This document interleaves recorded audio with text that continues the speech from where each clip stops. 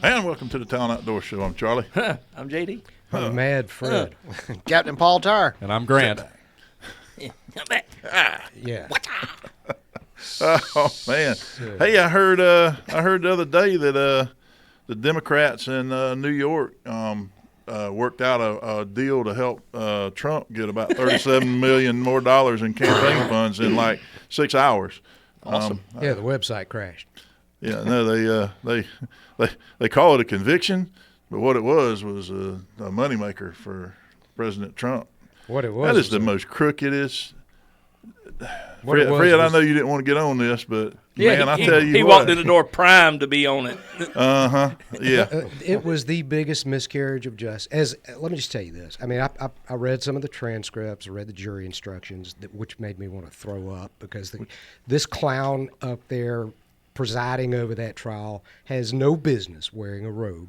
He doesn't know the law. He doesn't understand the basics of criminal procedure. And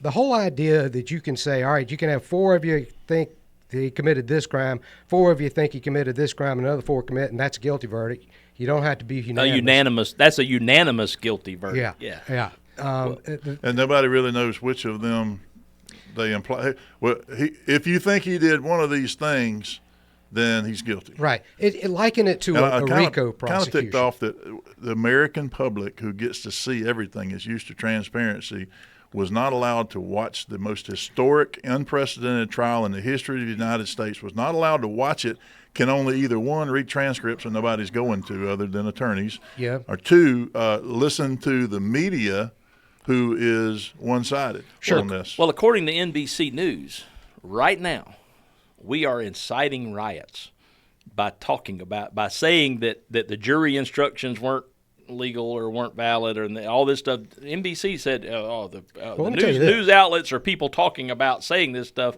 is we're inciting insurrection right now. I'll make sure you guys. Let me just make it real clear. Yeah, well, it's true. If you're out there on social media and you're celebrating this verdict, you are, one, triggering me, and that's not a good thing. And two, you are inciting me, and don't make me come see you. Careful. He'll be the angry little dwarf in standing in the front yard with the red views expressed on this channel. Elf. The views expressed on this channel do not necessarily, but probably do reflect the opinions of the show ownership. I will assume your gender roles. I will take you out. I'll assume. We'll take you out and force you to drink Bud Light. I will make you drink Bud Light. That's what I'll do. So during jury selection, obviously, now in an area where nobody, like maybe 8% of the population voted for Trump in the last election, and that's your jury pool there. Yeah. So you know that juries are difficult to pick, and sometimes are. I'll go one more on you there. Juries. Most criminal cases, correct me if I'm wrong, Fred, a whole bunch of criminal cases are won or lost during jury selection. That is, okay, that's a school of thought that I learned early on.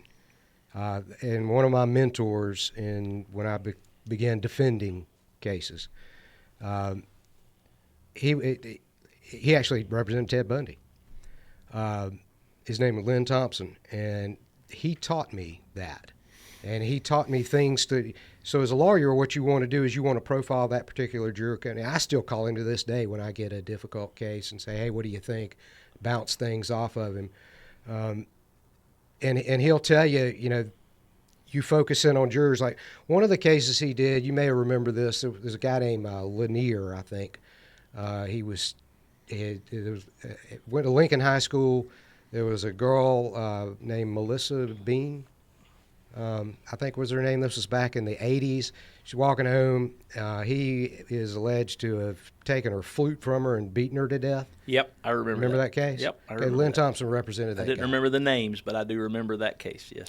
And he told me, he said, you go back and you look at my jury in that case. So you had two aspects of that case. One, every one of them was over 50. And the reason he did that was because he had a retired FBI bite mark analysis expert who the prosecution tried to dismiss as over the hill, and that offended the old people.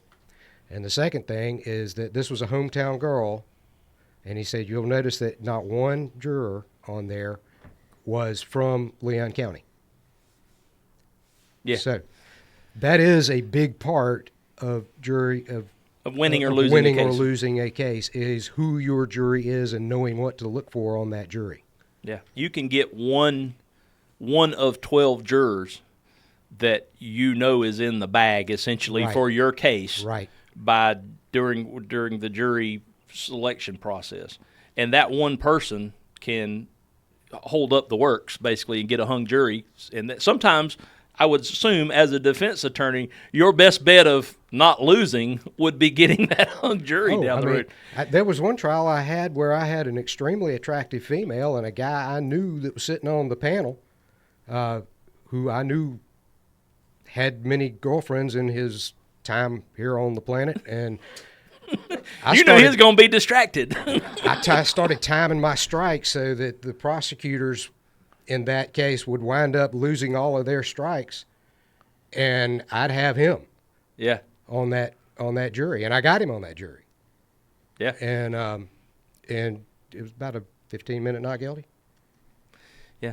So Well, anyway. I'm just surprised that they came back with I'm not surprised, but I'm disheartened. But at least they could have played it out for a couple of days in deliberations in the Trump case. Cause Man, I can't. they didn't even do that. They came in, hey, we can't reach a verdict. We're going to all go home. Oh, wait, no. They just said they want to go home today. They found him guilty. So you were looking at it kind of from a hoping for the best scenario.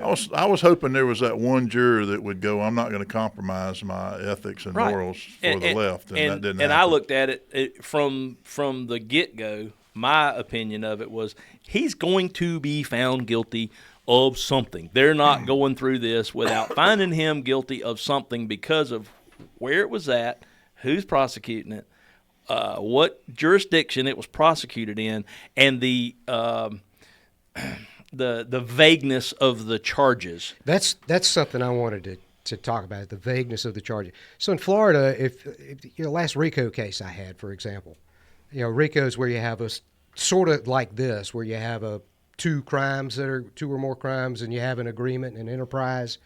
Criminal enterprise. Criminal enterprise that commits two or more crimes, that's RICO. Okay. They didn't identify the two or more crimes in the last RICO, so I filed something called a motion for a statement of particulars. All right.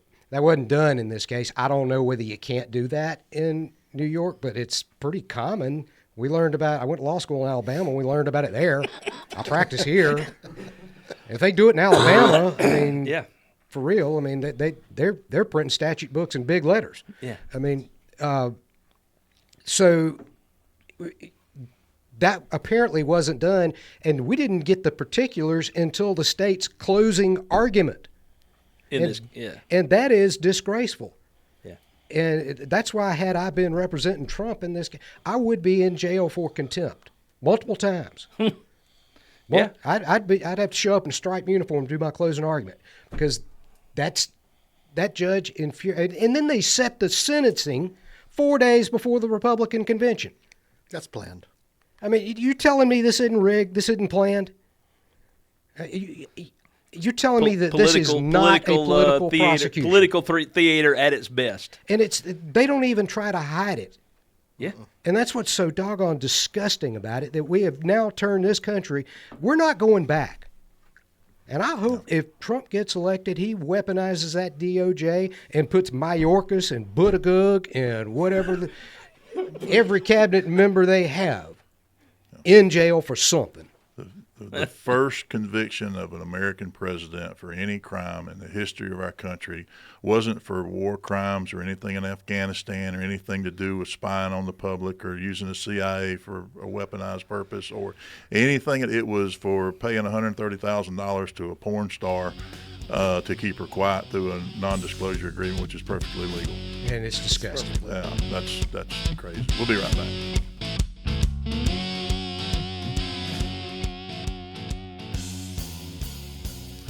And we're back. So, discontinuing the conversation we had on the break. Yeah, about Fred's social life. I honestly, and I don't think I just let's move on. I don't want to talk about the Trump. It's aggravating. I know. It's just it's a done deal. To me, it was a done deal. Well, we knew it was coming. I was holding out hope that. It's kind of like watching your underdog ball team lose. Yeah. You're holding out hope the whole time, and you knew they were going to lose, but you were just kind of cheering for the underdog. Here's what I do know is that if I believe that if they can't find some way to put Trump in jail between now and then, and if he plays this right, he's going to sweep this election because there's enough people out there, even on the left, who've been prosecuted, who've been to jail, they're going to look at it and they go, I'm voting for him just because they did that to him. And I hope they do. You just think about, we're getting more and more people who've been to prison getting their voting rights back, and now you just convicted. You just used the system against this guy, and then they're talking about, he allegedly slept with a porn star. Well, you know how popular porn is in this country. That's how they just. DVD versus what was the Betamax? Betamax, all that stuff. No, it was Betamax versus VHS. Yes, the technology wars are won by which platform pornography industry chooses, and then that's what. And the who was it? There was somebody was saying there was a meme I saw the other day, and it was talking about which it was Disney versus Amazon streaming, all this stuff about who won the streaming video battle, and then it was Pornhub says, "Wait a minute, hold my beer," and because that, and so you're going to go after this guy who's this rich, wealthy guy who has then been, and there was some Democratic donor just gave him $300,000 who he said. In the first election, I was afraid of Donald Trump. I donated to Hillary Clinton. I voted for her, and I donated huge sums of money to her. The second one, I was disillusioned by everybody involved, and I just didn't vote and didn't donate to anybody. This time, this has just happened today. He goes, I just donated $300,000 to Donald Trump and I'm a Democrat, because of what just happened. He said, they're destroying this country. I'm scared of our future, and I'm going to vote for him. Wow. And it's that type of thing. And then Elon Musk commented on his X feed. He says, I think you're right. And then he says, that America has fundamentally changed today with this project. That's a fact. So here's the thing. Here's the bottom line. And like I said, I really want to move on from this. The bottom line is we are not a democracy. If you think we're a democracy, you're not paying attention. We're not a democracy. Democracy is mob rule. Okay, we are a democratic republic. Democracy is two wolves and a sheep voting on whether they eat the sheep. What's for dinner? We're a democratic republic, and the minute we lose the rule of law, you've lost your republic. The republic doesn't exist. We've never been a democracy. Hopefully we'll never be a democracy, because then you end up as democratic socialist. So you have the public learns that they can vote themselves a raise. Right. So we're a republic. That is determined. That means we have rule of law, and law, the Constitution, takes precedent over everything else. When we lose, and this is one more big step to losing rule of law. We're already teetering on the razor's edge of falling off of it anyway, and this is just one more step. And yes, it's what's terrifying Juan about Merchan, what he did was he took that Constitution that you're talking about, and he did a Nancy Pelosi State of the Union speech. Tore it up and threw it in the garbage. Threw it in the garbage. And I think it's gone come back around in some shape, form, or fashion. It's just a matter of time. When Well, this country falls apart so- and we all start fighting each other, you can go back to this date and point to that and go, well, that was the last straw straw right there. That was is the it. straw. Yeah. And That was it. Unfortunately, I'm afraid that you're very right. The And, shot were heard around the world, or Yeah. it- There's lots of things you can you know, call and, it. and you look at somewhere like France, and you got to think that these countries like Venezuela and Saudi Arabia and Iran, I mean, they're laughing at us right now. Yeah, because we've gone around the world for the last 100 years shaking our finger at them saying, you ought not to be doing that. You ought to be more like us. You need to be more like us because we're fair and we have rule of law, and you're just pushing people around. We've been shaking our finger at people for a long, long time, and now we are them. In public, but behind the scenes, we've been discreetly destroying their governments for our own benefit. Yeah. I mean, we're colonialists. That's whatever. I get it, but because we were the most powerful country and we represent our interest, and we're trying to make the rest of the world look like us, and look at what we look like right now. Yep. Speaking of which, I noticed this kind of came up. My wife and I started binging Star Trek Voyager. There's like What? a number of watched series. I watched the final episode last night myself. Well, no, Oh, okay, no. okay. You're It a was Trekkie? not Voyager. It was Discovery. Discovery, yes. Okay, so I'm watching Discovery, and you get about one season in, and then all of a sudden, the engineer, not Mr. Scott anymore, and then the doctor is not Dr. McCoy anymore. These two guys are in a relationship, and they're freely kissing each other on the What? show. Yeah. And you're Okay, and binge watching it? I'm like, I gotta.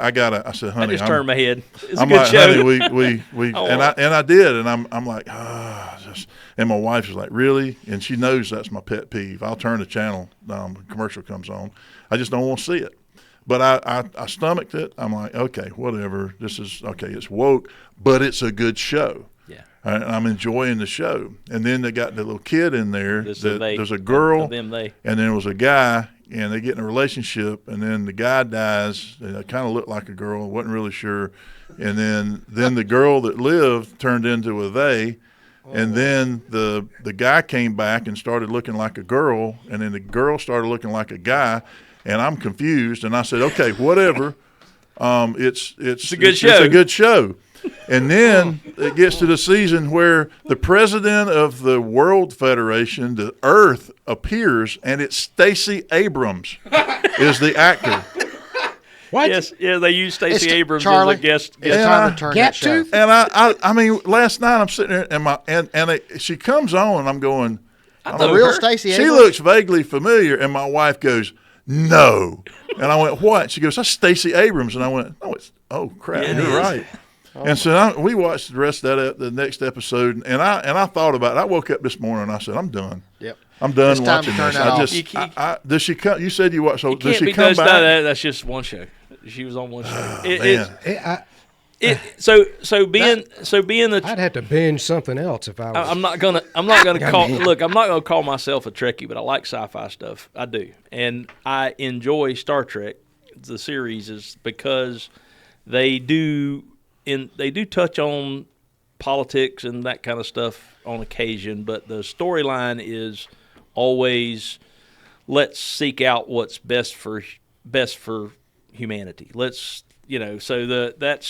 It ends well, Charlie. Keep watching it. You're almost past all the I just the woke stuff, listen, and that's all I Hollywood. know It what is goes on in Hollywood's the world, it's and I don't Hollywood, care it's what woke. people do, but I'm piping that crap into my living room, and You're broadening I'm your just, horizons. That's Yeah, what you're doing. you have to remember. You have to remember this. Gene Roddenberry was an LAPD cop. Oh, okay. The founder of this series, Gene Roddenberry, was an LAPD cop, so he's dealing. So a lot of the storylines and stuff, and even though he's dead, they've continued to go along with trying to help deal with the first original Star Trek was some of the first black actors on television and television shows, and the interracial stuff, and that was a big deal. But interracial stuff back in the '60s was is just as offensive to some people as maybe two guys kissing is offensive to having to see that as offensive.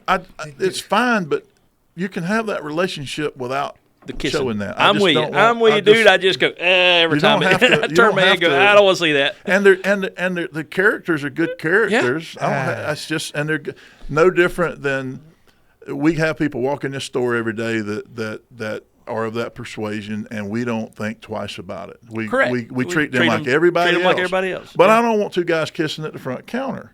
Yeah, I'll be like, hey, y'all, I mean, I don't want to see two. I don't want.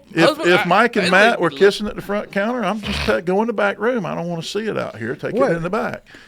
You know, Is I this know they like like each intro other. to Pride Month for Talon training, or No, it's not. We're just. It's about being. Here's the thing. I'm accepting of whatever. Don't rub my face in push it. it That's on the me. way. And that's the way Charlie. Don't tell me how I got to think about it. That's right. Don't try to tell me what I have to think and about. you're not you. going to indoctrinate me. Right. And make, That's you the know, key. and they're not trying to get me to switch sides, because that ain't gonna happen. I'm not threatened by any of this. I'm accepting of, but I just, there again, I don't like when I'm watching TV and people just get butt naked on the screen while my kids are sitting there eating dinner. I've had to turn the channel, and it's a good just take show. my dinner into the and then living all room. of a sudden it's completely Well, inappropriate, and that's men and women. I don't want to see I that. feel the same way about all the cussing on the shows and stuff. I cuss like a sailor, but I don't want it playing on the TV in my house in front of the kids and all that. I don't cuss in front of my kids when I'm around all grown they men. hear, they're when over I'm there playing on their phone or eating dinner or something, and all this F this and F that and all that on the TV. And my wife and I look at each other, and I'm like, are we going to watch this show? Let me just pause it until they go back to the back of the house or something. and, you You know? know, we as men have the authority what comes in our house, That's right. and you can. That's My exactly. wife argues she has Yeah, that I was authority gonna too. Yeah, well, Hang on, yeah, tell that's that true. That's true. You apparently got Sam you hit Alito that, does Charlie. not. But Sam Alito lets his No. wife fly whatever flag she wants to fly. Because remember in Genesis, Eve was deceived. Yeah. Adam sinned. Yeah. There you go. She was beguiled. That's right. Well, like I said, I just, you're exactly right. You're in control of what you let in your house. And I'm As gonna tell husband y'all and what. wife. I quit watching it. I never MSNBC, CNBC. I used to watch Fox News that last election. I don't watch it no more, and my life has got a lot more positive. Watch a little bit of Newsmax every now and then. Yeah. It's just. All right, we'll be back in just a minute.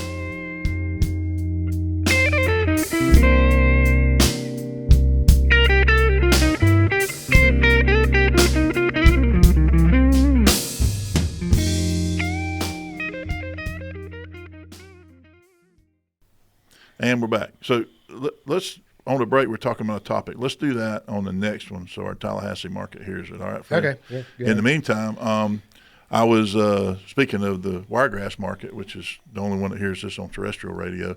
I was in Marietta this week, and before we left the last segment, Paul, you talked about men's responsibilities, things like that. And I sort of touched on that a little bit this week. I was in Marietta at the Rotary Club, and I got to speak Wednesday to the Rotary Club at lunch.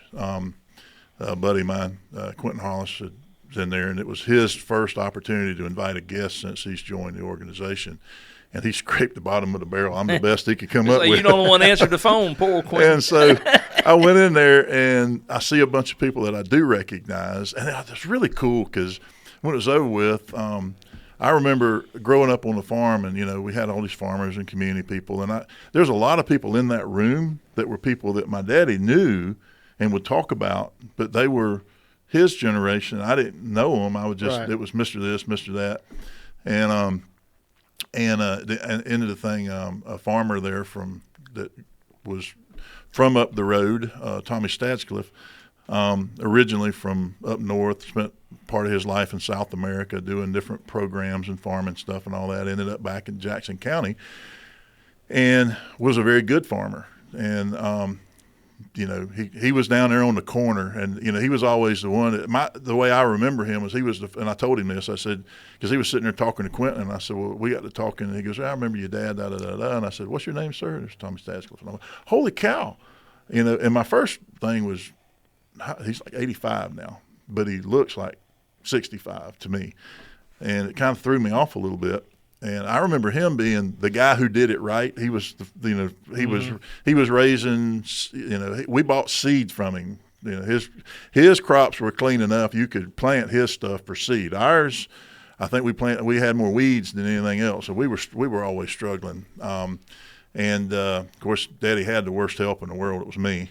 And I'm in there mixing chemicals with my arm. I'm reaching down in the tank, stirring them with my arm. And, if it was off, the calibration was off a little bit, I'd just spray extra a couple rounds and go, yep, worked out fine, Daddy. Or we'd have enough. I'd speed up to get the spray out so it would stretch far enough. And I didn't know any better. I'm spraying now. This week I've been spraying, and I've got everything. I've been out there measuring with cups and timing it and doing this and working. We have apps on the phone now to help calibrate sprayers. But it was interesting. But one of the things I talked about when I go speak to a civic club now, I did this in Exchange Club recently, was our responsibility. And these clubs are almost outside of some optimists and some different clubs. You'll find a lot of these organizations are men, just men. And so I talk about preparedness. Right. And how there's guns and laws and things, but, I go back to preparedness. And, of course, in Mariana, in this group, a lot of these guys are very prepared. And we talk about being able to actually find things to eat and having dehydrated food stores, seed. We talk about, the need for powering your stuff off grid. And one of the things that I always bring up is making sure you have things to barter just because you have a lot of money in the bank. And a lot of wealthy people do. They have a lot of money in the bank. But if the system goes down, it goes poof and it's gone. Right, it's gone. And you are left with what you have at the house. And so, but I talk about our responsibility as men, and not the women they are very Absolutely. much responsible for this too, and Absolutely. They are the ones that will make all this work. But as a man, I feel like I have the responsibility to be the patriarch for my family, extended family to some extent, and make sure the next one in line's ready, and make sure that my children have food. We have the ability to survive when things go south, that we're not too dependent on technology, that we have that skill set, and that's been our big move lately. And so I always challenge people in these groups, and I challenge, we challenge ourselves to do this. We talk about this. I don't think JD's going to be eating a lot of weeds in the yard like I will, but if it gets that bad, I'm gonna go take somebody's dried beans. But I do. When you talked about men being able to control what comes into their house, we have other responsibilities as well, and one of them is making sure that we're prepared. And if you're out there listening, and I need you to take a strong look at what you have. If the grid went down, you didn't have internet, and you didn't have power, how long are you going to make it, and where are you going to get food from? And if you're not ready for that, then I challenge you to get ready for that. And we'll change the topic when we come back. But come see us if you have questions.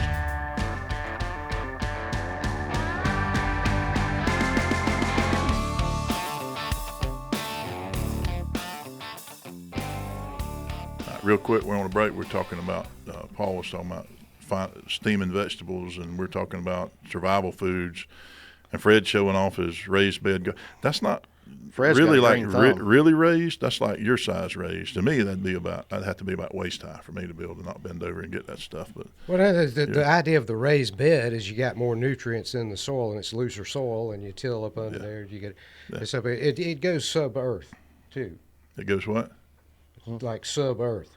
Below the you surface. dig a hole. Yeah, you dig a hole. Okay. And you till it, Mm-hmm.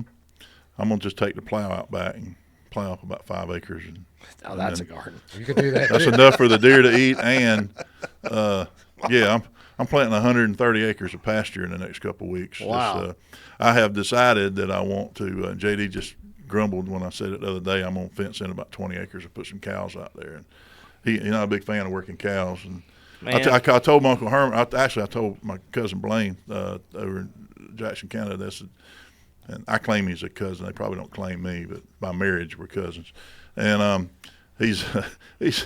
said, hey man, next time y'all work cows, invite me over. And he goes, we're always looking for help. And I'm like, I kind of want to watch, but yeah, I'll help. Yeah, see, I know how this is going to turn out. Charlie's going to get cows, and he's going to say, hey, JD, what you doing tomorrow? Unlike my friend Donovan, who called me today and said, hey, man, you want to go deep sea fishing on Monday? I'm like, yes, I do. Charlie's going to call me and say, hey, man, what you doing on Tuesday? And I'm going to think, hey, we might have something fun going on. Mm-hmm. Can you come over here and help me worm these cows? I need you to put this. I need you to put this rubber arm-length rubber glove on and reach in there and tell me if that cow's pregnant. I have, I get Fred to do it, but he couldn't reach. Yeah, growing up, working cows. There is no more stupider animal on the planet than a cow. Yeah, I think you probably The right second about most stupidest animal on the planet is a horse. Yep. Well- And when you got horses in the same pasture with cows, and then you get all kind of problems going on. and one of the smartest animals is a hog, and Is that's a what I grew hog. up raising. And they are And if you- are persistent and smart and a pain in the Hogs rear are end. easy. We had hogs, we had goats, we had chickens and cows and horses growing up. And I had about 40 head of Black Angus cows. And if I don't, my wife, she sees these little fuzzy cows on TV, on the internet, you know, Donna whatever. wants a micro cow. So does Annie. She's like, we gonna have us. I said, Well, you your got dog no Dixie idea. is about the same size. Yeah. I said, you got no idea what you are wanting to do. I said, it's just. I know. that. I'm gonna disagree with you slightly. I think maybe the dumbest animal is a sheep. Okay. How smart is a llama? They ain't smart at all. I hear they come with a rope. They do. Built-in rope. The boys do. Well, goats are pretty smart. Yeah, they're mean though. I mean, because I, they like, used to I send don't, me I out don't to mind go- goats other than the smell. You don't have to mess with goats a whole lot. They'll take care of Goats have themselves. a musty smell to them. They do. stink. Oh, I've had a couple hundred head before.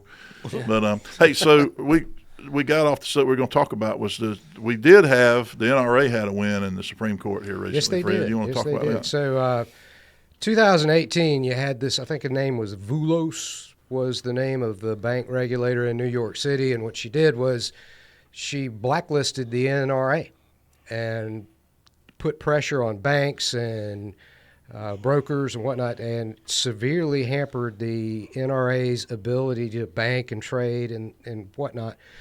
And so they sued the regulator, the state of New York, in federal court. The federal court threw out the lawsuit. They sued them based on a First Amendment violation. Went to the circuit court. So the district court threw out the lawsuit. Went to the Circuit Court of Appeals. They affirmed the district court throwing it out. So again, telling NRA, sorry, so sad. The government can blacklist you all day long and put pressure on you where you can't bank. It made it to the U.S. Supreme Court and in a 9-0 decision, which is a really Unheard of big, nowadays, almost almost. unheard of. They said, no, that is a First Amendment violation, if true, if proven, and sent it back. And so they are now starting over in the district court. So we still don't have any relief yet. Mm-hmm. And this happened in 2018. So what is it, 6 years now? Yeah. Well, and some of the trickle down from that case was the federal. They were putting pressure on banks not to do business with anything gun related. Right. And So- we've suffered from that. We have suffered from it. We have had to change credit card processors Sure. and the people that process the funds that come in and out. We've changed about 5 or 6 times. I had one lady call from one of these credit card processors, and I answered the phone about a week or so ago, and she goes, "Hey, credit card processor, who does your process?" And blah blah blah blah blah. And I said, "Look, you've called here looking for me about 6 times now, and I've." Be honest with you, I've completely avoided your call, but it's becoming a nuisance. So I'm going to go ahead and make this really easy for you. You're not going to do business with me. Well, why not, Mr. Johnson? Blah, blah. I said, we're a gun store. We sell guns. We own 2 gun ranges, and we sell guns at both of them. And we have an online presence through our website where we let our customers that are doing business with us order guns and have them shipped here to the thing. She goes, "Thank you. Have a nice day." Yeah. Click Yep. up, hang up the Is phone. it- And she ain't bothered me no more. So, but yeah, the rates that she was quoting was way better than what we're doing right now because we're dealing with some of the and- last vestiges of banks, processors, credit card processors that will even do business with us. Yeah, and to your point, I don't think the public realizes how nefarious the left-wing deep state is and to what extent that they will go to take away your constitutional rights.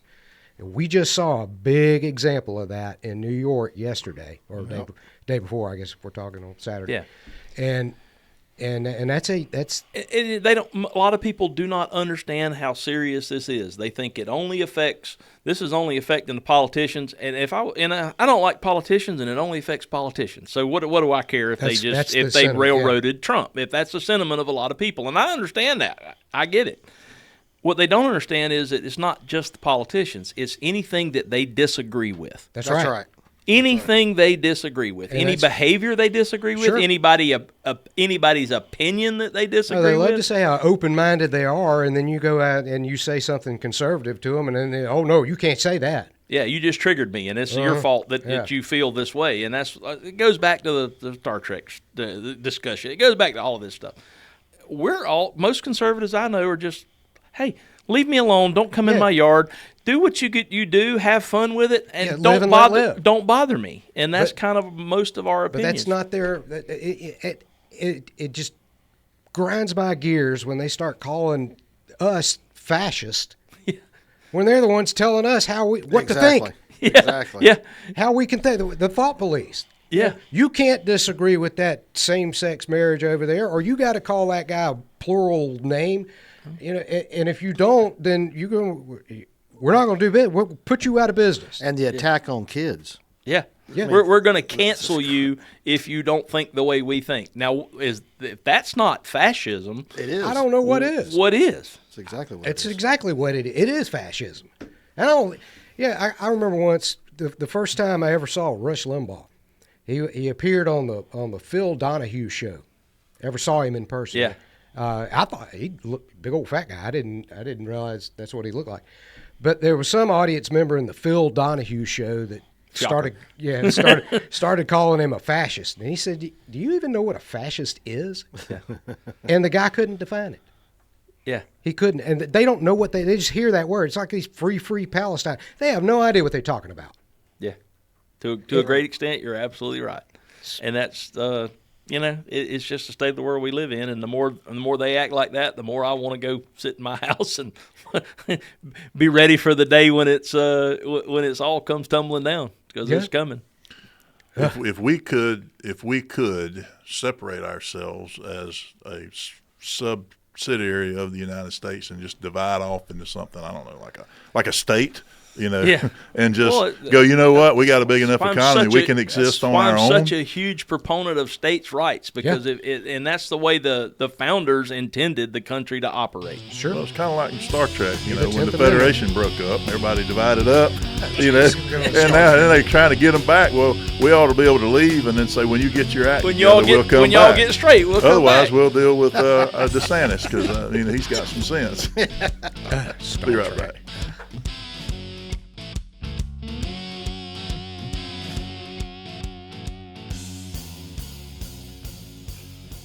And we're back. So finally got to the last segment. I feel like we've had a bunch of segments today, because we've had segments on the breaks. Yeah. that I'm going to have to even take off the YouTube channel, because our language got a little rough on the break. You think?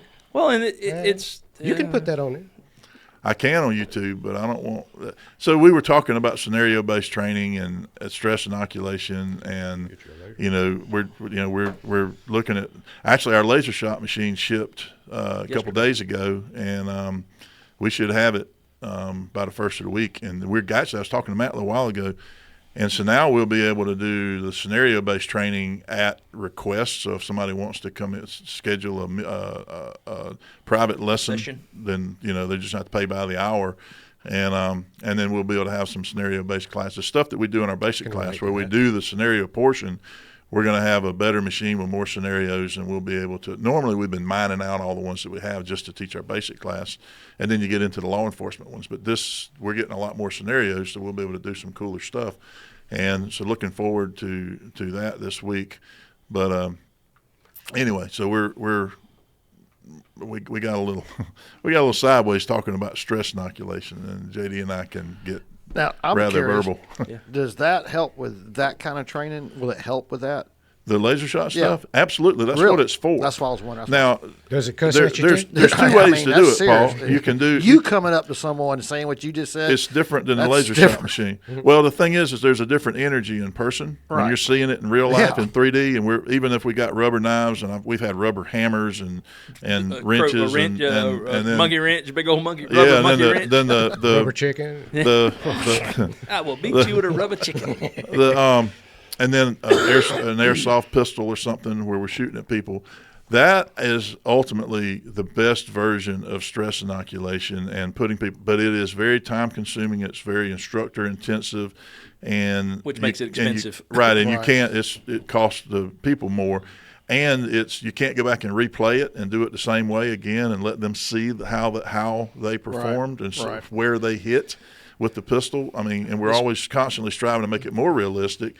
But ultimately, laser shot the is stress inoculation that you get from laser shot is more from having a group in the room with you, so you get that peer peer stress. You know, you want your performance stress. So it even affects us when we're doing this in front of the instructors or ourselves. Is we want to think we're perfect, so we get up there and I don't want to mess up. I don't want to mess up. So you feel a little bit of that, and then you get your average person in there who's in here for training.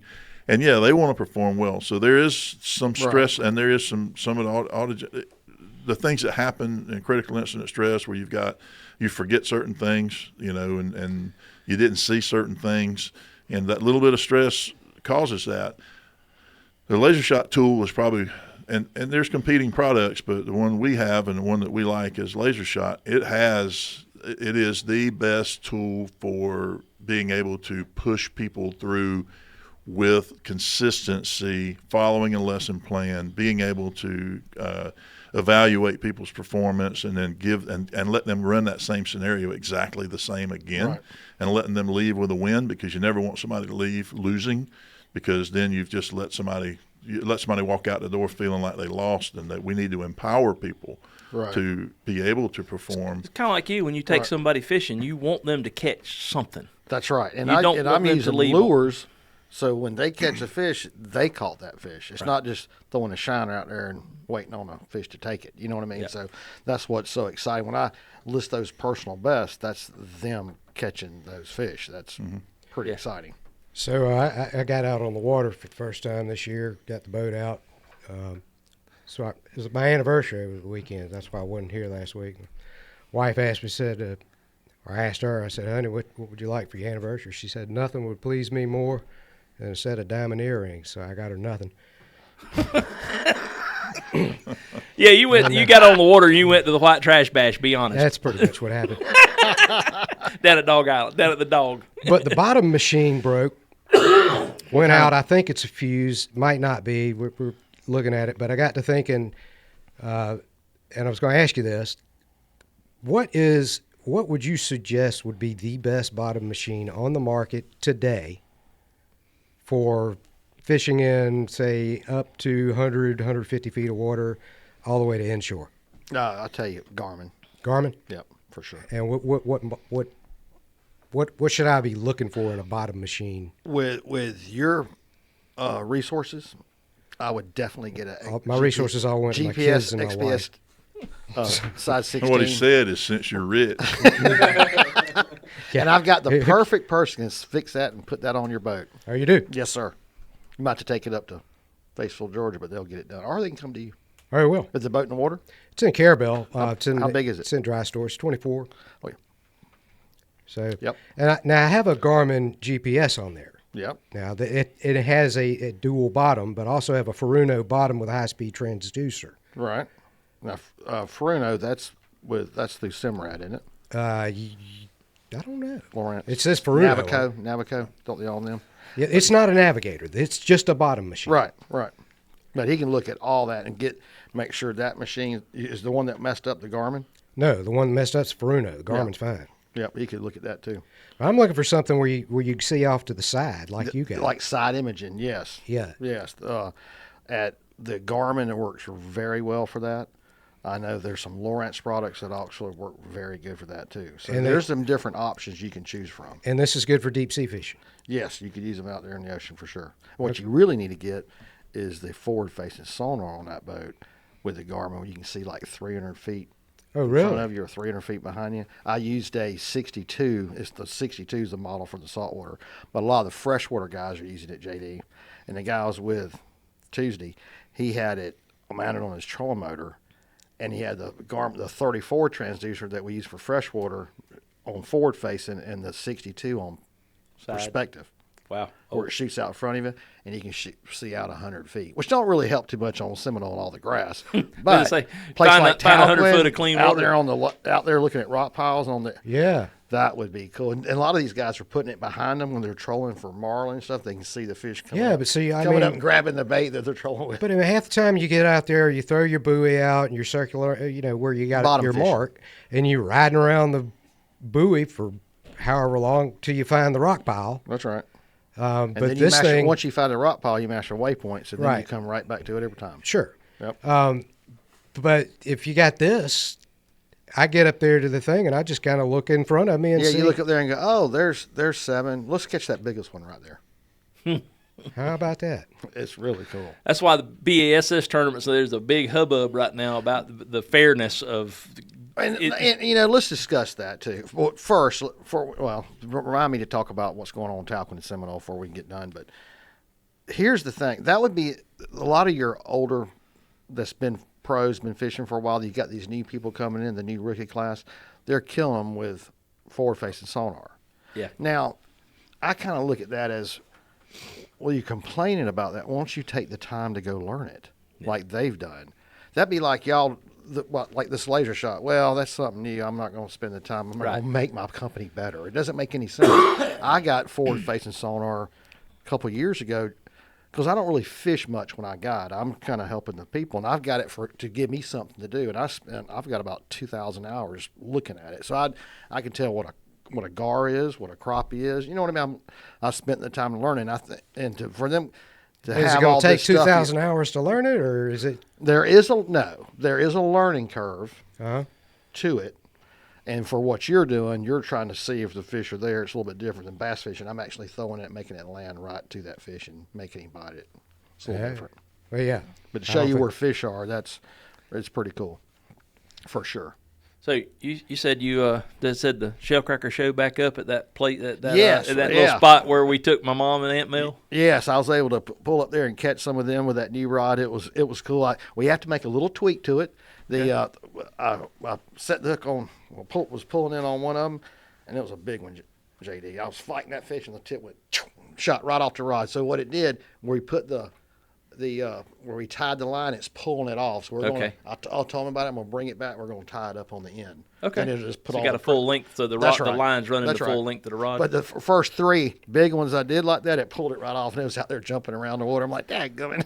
But So- it's sweet. That thing is light. Once we crack that, it's going to be perfect. All right. So good. what you're It was doing is you're it was a designed prototype. That's so- right. That's what it's a test. What we wanted Yeah. to do is test it. That's why I went out that morning Sure. just to test it. I only took like 10 worms. We caught like 14 shellcracker. But you're identifying that fish Now- with your forward-facing sonar and putting it right there on his nose. Exactly. That's what we did with Charlie and CJ that day. And that was such an awesome. When we started out, CJ, he was learning how to cast, wasn't he, Charlie? He was. And then by then, I thought we'd be out there and be done by 11 o'clock. That youngin fished and got better every hour. And then I said, throw it right. He'd throw it out there and make it land right to him. And That's catch it. reason That was enough so to awesome. go fishing That's with you right what I there. love about fishing right there, is taking someone just like and watching him progress that day. Then he caught his personal best crappie with me that day. Well, it was his personal best, all right. It was awesome. He'd never caught one before, but yeah, it was. I don't think he'll ever get a bigger one, but There that you go. was- We might get a bigger one this fall. I'm going to take him again this yeah, fall. May. We're winding down. See y'all next week. All right.